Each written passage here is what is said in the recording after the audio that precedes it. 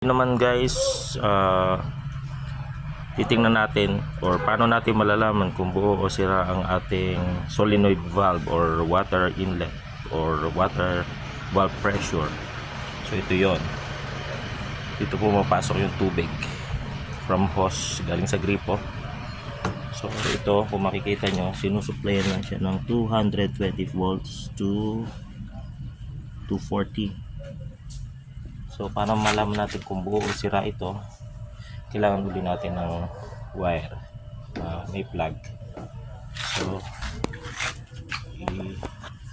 gagawin lang natin is connect. Wait lang, at ating sasabit muna ang ating cellphone para ating pag-aralan ng ayos or ma-demo ng ayos. Okay, labo dito tayo sa kabila. Yan, good. Okay, napaka-perfect ng posisyon. So, kagaya ng sinabi ko, kuha ng plug, wire, and then ilagay lang natin dito kabilaan. So, kahit magkabaliktad, okay lang yun. So, hindi ko na ihihipitan ng ayos kasi pagda-demo lang naman ito. And then, pag naikabit, saksak sa kuryente.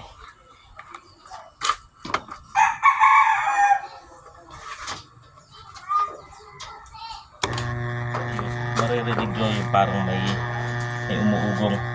Ayun, so ibig sabihin good siya.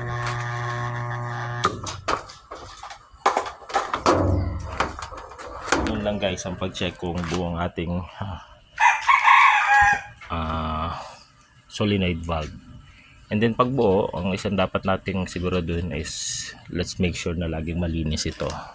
So meron siyang pinaka-filter dito, tanggalin.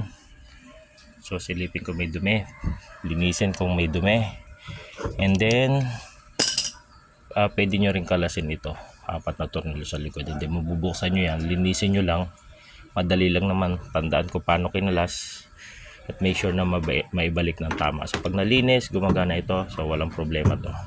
So sa washing machine na ginagawa ko,